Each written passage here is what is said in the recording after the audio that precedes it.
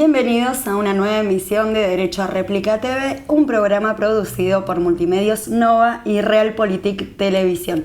Hoy tenemos varias temáticas importantes en el programa porque tenemos a la señora Gabriela Troiano, ex diputada nacional, secretaria de los Derechos Humanos por el Partido Socialista a nivel nacional y provincial. También en la mesa de comisión por la discapacidad. Todo esto va a abarcar muchos temas de interés público y nacional. Buenas noches, Gabriela. ¿Qué tal, Silvia? Un placer tenerte con nosotros. Gracias a usted. Gabriela, en primer lugar, como ex diputada nacional, ¿cómo ven las medidas tomadas sobre el Estado hacia la pandemia de hoy que tenemos en el país y en el mundo, ¿no? Sí, yo creo que las medidas que se han tomado me parece que fueron las medidas que en el marco de la situación de pandemia han tomado los distintos países. Creo que como forma preventiva, al no existir vacuna y al no conocerse porque está en proceso de investigación, creo que entre todos tenemos que cuidarnos y son acertados. Me parece que no había demasiado margen para elegir las medidas a adoptar, ¿no? Protocolo de salubridad primeramente, ¿no? Y los protocolos también han sido elaborados en conjunto. Bueno, se tomó mucho el protocolo de la provincia de Santa Fe, que un poco en salud pública latinoamericana es vanguardista. Y bueno, vamos caminando entre todos esto, que realmente sabemos también que a nivel internacional ha habido rebrotes, así que hay que cuidarse. ¿Y cuál es tu opinión hacia los subsidios y la ayuda social del país hoy ante la pandemia? Bueno, yo creo que la pandemia vino a agravar una situación de extrema pobreza que hay en nuestro país. No es algo que lo diga yo, está medido, supera el 40%.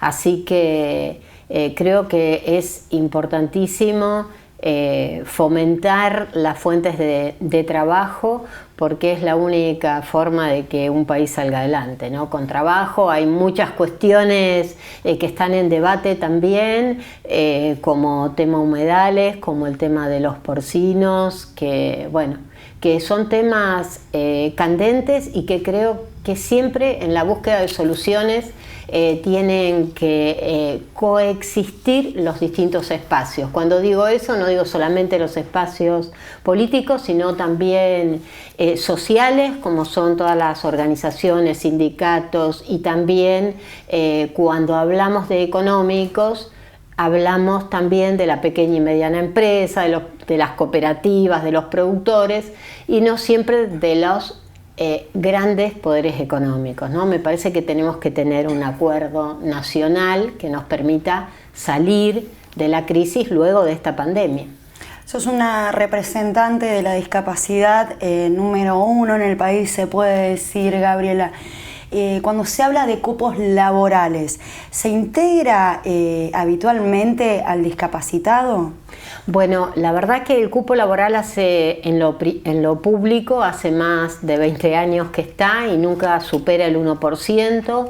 Es una deuda del país hacia las personas con discapacidad, y el cupo privado no existe. Está dentro de varios proyectos de leyes, pero sería muy importante, creo yo, como una forma de inclusión y de permitir visibilizar a las personas con discapacidad desde sus capacidades. En esto la reforma del Código Civil es un aporte muy importante al concepto de discapacidad, valorando lo que las personas con discapacidad pueden hacer y no lo que no se puede hacer, ¿no? Para el que no lo sabe, ¿no es cierto? Muchas veces se ha dicho y se ha implementado, incluso en escrituras, la palabra capacidad diferente. Queremos destacar que esto es una forma de no incluirlos, porque no es que son diferentes, tienen alguna discapacidad, ¿no, Gabriela? ¿Es así? Claro, nosotros en el 2014, la Convención Internacional sobre los Derechos de las Personas con Discapacidad adquirió rango constitucional, y la convención, que es un acuerdo entre todas las organizaciones de discapacidad y los distintos países, establece que toma el modelo social de la discapacidad, ¿no? Entonces establece que la discapacidad son ciertas deficiencias que la persona tiene, que al interactuar con el medio, si existe una barrera, uno se ve impedido de poder realizar esa actividad comúnmente, digamos, como lo haría cualquier otro. Entonces, justamente a lo que apunta es a la eliminación de barreras. Y dentro de esas barreras está la barrera actitudinal, que creo que es la barrera principal a tratar de sacar, que es el entender a las personas con discapacidad o como un niño permanente o como que no puede hacer las cosas. Por eso no nos gusta que nos digan discapacitados, porque es como que es sin capacidad. Entonces, bueno, eso es un poco, a veces con esto del lenguaje, bueno, nos pasa a todos, ¿no? Pero también poder poner en la forma de decir las cosas correctamente, también pone en otro lugar a la persona con discapacidad como un sujeto de derecho.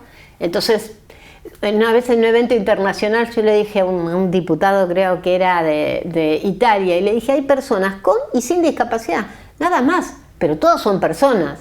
Y la persona con discapacidad también puede trabajar como cualquier otra, pero requiere apoyos, digamos. Entonces es lo que se llama trabajo con apoyos. Bueno, todo esto es un tema que es muy interesante debatir, charlar, estudiar, y hay países realmente donde son un ejemplo. Interiorizarse informáticamente sobre estos temas y cómo tratarlos, sí. ¿no? Sí. Está comprobado que los ámbitos laborales donde trabajan personas con discapacidad mejoran desde todo punto de vista, desde la cantidad de clientes que van, desde el ambiente laboral, desde la atención hacia la persona y fundamentalmente en lo que es la educación inclusiva. Todos los países que han hecho esta experiencia de pasar a la educación inclusiva han pasado por la etapa en donde los padres de niños sin discapacidad planteaban que no, que cómo su hijo lo iba a atrasar estar con una persona con discapacidad. Y sin embargo, al implementarse el sistema, los que más beneficiados salieron fueron los chicos sin discapacidad, porque al valorar el esfuerzo de la persona con discapacidad, el esfuerzo y la alegría de poder compartir con el resto un espacio común, realmente hace que el clima y el aprendizaje se transforme y sea mejor para ambos, ¿no? Realmente hay experiencias. Acá mismo en nuestra ciudad, la Universidad Nacional de La Plata es ejemplo en extensión universitaria y en trabajo hacia personas con discapacidad, que es todo un tema para hablar con Sandra Katz, que es la que lleva a cargo el trabajo de discapacidad en la universidad, y es muy, muy bueno todo lo que se realiza. Otro tema fundamental e importante. Se sabe que en los talleres de aprendizaje y trabajo ellos generaban sus propios ingresos. ¿Esto contó con un apoyo económico tanto estatal y o privado? Bueno, vos hablás de los talleres protegidos. Los talleres protegidos es una ley que relativamente es muy nueva, nunca se ha implementado en su total magnitud. Y al no aplicarse bien, bueno, hace que haya muchas cuestiones para rever. Entonces, como las pensiones, que seguramente vamos a hablar ahora, han quedado en el tiempo, sí, en sus valores, los pecunios, que es como la beca que se le paga a la persona del taller protegido también, y bueno, hay un trabajo bastante interesante que se está haciendo actualmente la Agencia Nacional de Discapacidad y este sector. Hablaste de las pensiones y nos vamos a ir a ese tema. ¿Siguen siendo diferenciales a lo que es nación? ¿Están actualizadas las pensiones? Chan, chan. ¿Qué tema? Bueno. ¿Qué hiciste pensiones? Sí. La verdad es una realidad que tenemos que hablar en mi neutralidad, ¿no es cierto?, del reportaje y en tu interna que tenés y lucha y pelea en el país por esto, ¿no? Por este tema, sí, porque, bueno, yo decía que en el 2014 se da rango constitucional.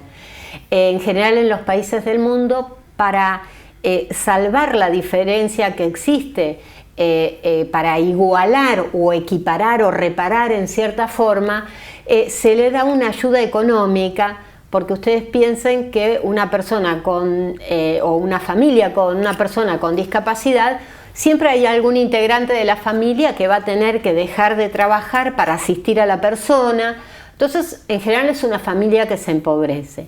Por esto, los estados, que son los que han firmado esta convención, le generaron un ingreso por discapacidad. En nuestro país se adecuó a lo que es la pensión no contributiva, que muchas personas dicen es la pensión por discapacidad. No, una pensión no contributiva, además de dársele a las personas con discapacidad, se le dan a las madres con más de 7 hijos y a las personas mayores de 70 años que no han, con sus aportes no han podido obtener su jubilación. Estas pensiones no contributivas, como vos bien dijiste, Silvia, hay nacionales por un lado y provinciales. Las nacionales son las que están en 12.000 pesos y que tienen como obra social el incluir salud.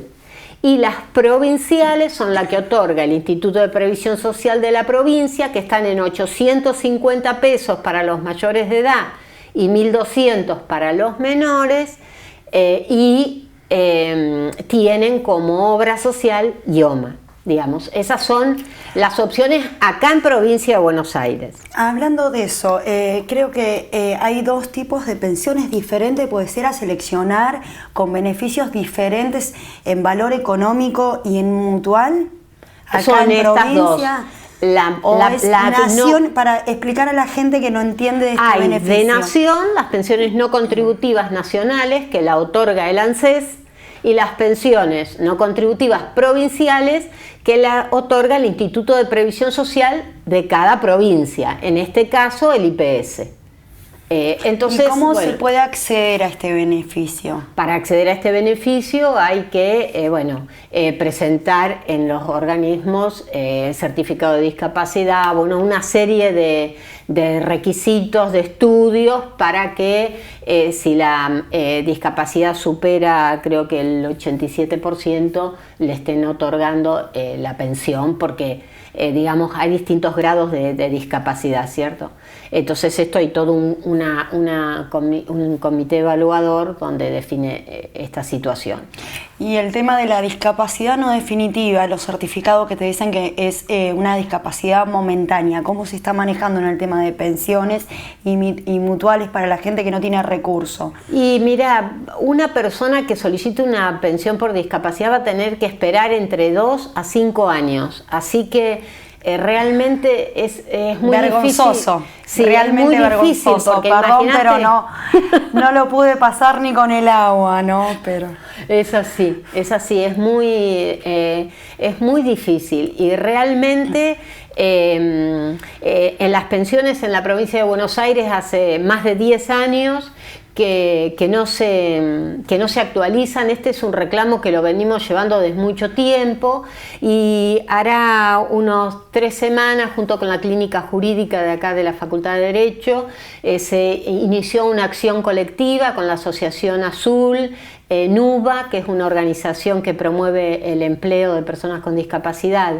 y STAR, que es una organización de Mar del Plata, una acción colectiva para que se aplique el artículo 9 de la ley 10.205, que es la ley de pensiones de la provincia de Buenos Aires, y que se actualice automáticamente el monto de la pensión al cambiar el haber mínimo jubilatorio.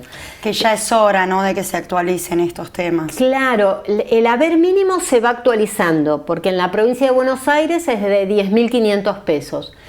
Las pensiones no contributivas es el 70% de este valor. Quiere decir que los que hoy están cobrando 850 pesos deberían estar cobrando 7.000 pesos. Como este artículo 9 de la ley 10.205 fue modificado en el 2014 por la 14.666, donde dice que en forma automática se debe actualizar, el IPS no lo toma y no actualiza las pensiones. Y este es un reclamo que va de varias gestiones, no es de esta gestión. Para iniciar una acción colectiva hay que recolectar mucha información. Bueno, este fue un trabajo conjunto con distintas organizaciones de discapacidad y la clínica jurídica, que siempre tiene una labor muy destacada en discapacidad. Y como vos decías, también recordemos que hay distinta discapacidad. Hay personas que directamente no pueden ser incorporadas laboralmente porque no tienen la capacidad o de sus piernas o de sus manos, o de otras discapacidades que realmente no pueden trabajar. No es que no lo quieran, de hecho es una lucha constante de hace muchos años por la ley de inclusión que jamás se ha llevado a cabo y cumplido, como es la ordenanza. Pero estas personas tienen más gastos incluso que una persona normal, personas con traslados, con rehabilitación, con medicación, personas con pañales. Muchísimos temas muy complicados a la hora de hablar de discapacidad, a la hora de hablar de inclusión y a la hora de hablar de una pensión, ¿no? Sí, no queremos que se nos vaya el programa sin hablar de todo esto y repetir un poco más al final para ver si concientizamos los argentinos, ¿no? Un poco más en colaborar con esta ley. Otro tema, se ha implementado en lo social de parte del ministro Daniel Arroyo, la tarjeta alimentar, otra problemática en lo que fue discapacidad, porque desde hace un tiempo atrás se está pidiendo que se incluya a las personas discapacitadas al beneficio de la tarjeta alimentar. Esto, tuviste una reunión hace un tiempito con el señor Daniel Arroyo, ¿verdad? Así es, así es. La verdad es que en este berretín del tema de la pandemia y las políticas públicas aplicadas, las personas con discapacidad quedaron un poco fuera de estas políticas públicas. Entonces, con el diputado Luis Contigiani de la provincia de Santa Fe, que es padre de una niña con discapacidad, presentamos un proyecto de resolución solicitando que se le dé a las personas con discapacidad la tarjeta alimentar o el IFE, según corresponda, a las personas que tengan certificado de discapacidad. En este reclamo no quedó solamente en la presentación del proyecto, sino que una de las reuniones que tuvimos fue con el mismo ministro Arroyo, que nos dio me dio una audiencia y pudimos compartir, digamos, un diálogo como el que estamos realizando ahora, Silvia, y en donde realmente él manifestó el estar convencido de que sí, de que hacía falta acercar una política pública económica hacia las personas con discapacidad. Esto se está tratando en estos momentos y bueno, nosotros la verdad que esperamos que llegue. Gratamente ayer vi una noticia donde acá en la Cámara de Diputados de la provincia también hay un grupo de senadores que presentaron un proyecto que tuvo tratamiento en la Comisión de Trabajo, también apoyando esto, que se liberen las incompatibilidades entre el cobro de la pensión provincial y la tarjeta alimentar y el IFE, que sería un poco el impedimento que existiría. Así que trabajando bastante duro en esto, también le pedimos reunión al jefe de gabinete, a la Cámara de Senadores, porque la Cámara de Senadores tiene en tratamiento la ampliación del presupuesto. Vieron que se aprobó hace 15 días en la Cámara de Diputados una ampliación de presupuesto. No pasó por Senado, está en debate en Senado y estamos tratando las organizaciones de personas con discapacidad, las personas con discapacidad. Estamos todos trabajando en pos de que también el Senado manifieste la necesidad de, como forma de equiparar. Yo digo, pensemos que en nuestro país hay, según el censo 2010, que está un poco desactualizado, pero según ese censo hay 5 millones de personas con discapacidad. Si lo cruzamos con el 40% de pobreza, vamos a encontrar que hay 2 millones de personas con discapacidad que además están en situación de pobreza. Esto, como bien vos dijiste, por todas las otras barreras que tenemos, es bastante dificultoso. Pensiones no contributivas nacionales hay 1.100.000. Por otorgar hay 200.000. Quiere decir que aproximadamente hay 600.000 personas, 700.000 que todavía están en condiciones de pobreza y discapacidad y no reciben ningún tipo de ayuda económica. Por eso es esta lucha, este reclamo, porque además en los hogares, en los lugares donde hay personas con discapacidad, ingresa el coronavirus y realmente hace estrago. Por todo lo que vos decís, porque es muy difícil acceder a la rehabilitación, a la medicación, y no todas, pero muchas. Al traslado, a los cuidados de las familias que no pueden solventar, ¿no?, el cuerpo, ya que no, un discapacitado por ahí no puede manejar. Estamos hablando de distintos tipos de discapacidades, pero bueno, hay unas agravantes en este tipo de discapacidades que no se está viendo. Sí, nosotros por eso también, yo soy voluntaria dentro de la Asociación Azul y estamos trabajando un proyecto de ley acá en la Cámara de Diputados de la provincia, que es de la asistencia personal, que está en tratamiento, que deseamos que este año salga, porque tiene que ver también con esto, ¿no? Las posibilidades de que las personas con discapacidad puedan tener una vida autónoma e independiente, que es el artículo 19 de la Convención, puedan estudiar. Yo siempre hablo, acá tenemos un ejemplo que es Juan Coveñas, que cuando era muy chico en la escuela le dijeron que no aprendía. Y la verdad es que ahora se está por recibir en letras y es un claro ejemplo de lo que sí se puede hacer cuando uno puede acceder a las ayudas y a los apoyos que necesitan, y la verdad que toda la familia, la comunidad, la asociación trabaja por esas discapacidades múltiples y por la discapacidad y el acceso a los derechos. Es realmente en ese sentido los logros que hemos tenido en la provincia de Buenos Aires son muy importantes y esta asociación tiene mucho que ver. Gabriela, nombraste diputados. ¿Qué medidas esperas sobre los proyectos presentados en diputados justamente? Que se apruebe. Creo que sería una buena postura, porque la Cámara de Diputados es la Cámara que representa al pueblo y que pueda sugerirle al Ejecutivo que incorpore a las personas con discapacidad en estas políticas. Creo que sería un avance y un acto de justicia, fundamentalmente un acto de justicia.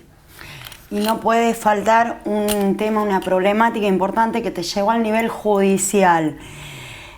Chan. Fuiste el ojo, la mira del AFI, de la Agencia Federal de Investigaciones, ¿no es cierto? En lo personal, ¿cuál fue tu punto de vista hacia lo ilegalmente espiado de esta agencia? La verdad que es terrible, ¿no? Porque uno dice, sí, todos los gobiernos espían. Escucho mucha gente que dice eso.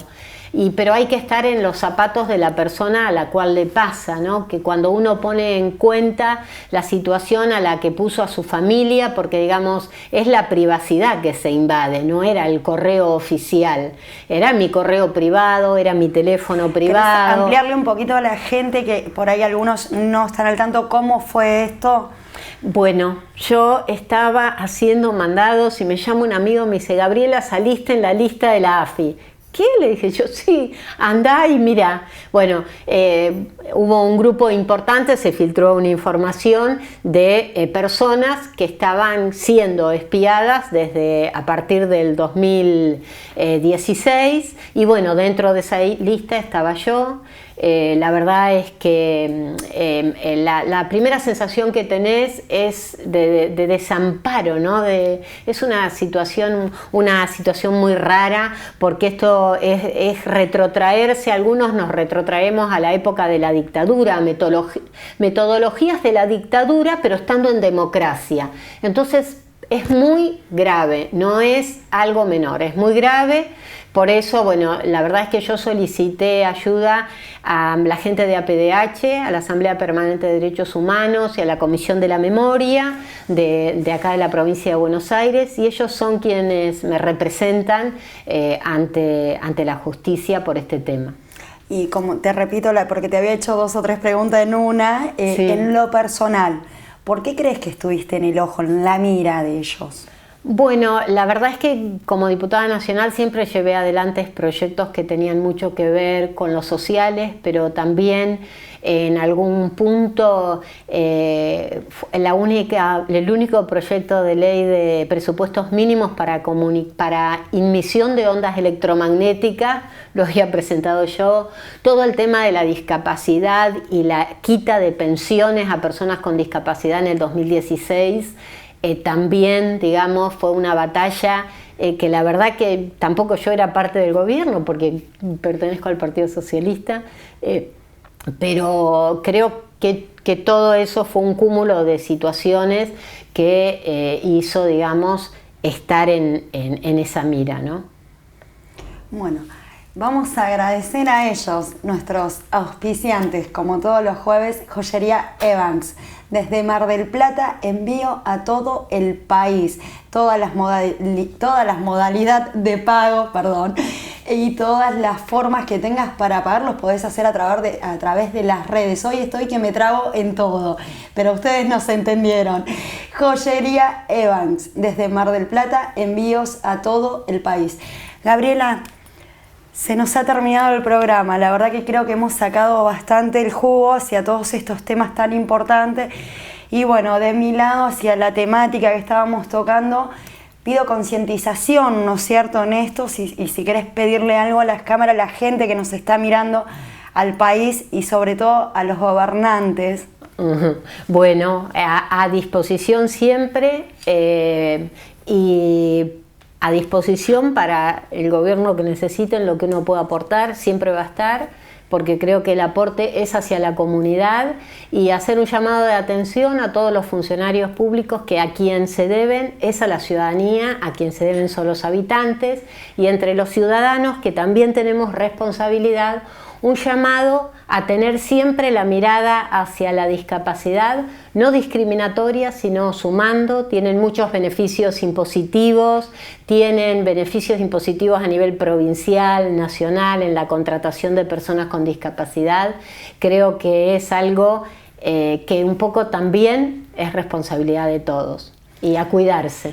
Así es, sigamos los protocolos de seguridad, pero sin dejar acá de lado estamos a distancia reglamentaria, obviamente, como nos pide el canal, con la desinfección correspondiente al entrar, las prevenciones correspondientes. Eso fue todo, se nos terminó el programa. Hasta acá quien te habla, Celini Silvia. Esto fue Derecho a Réplica TV, un programa de Realpolitik Televisión.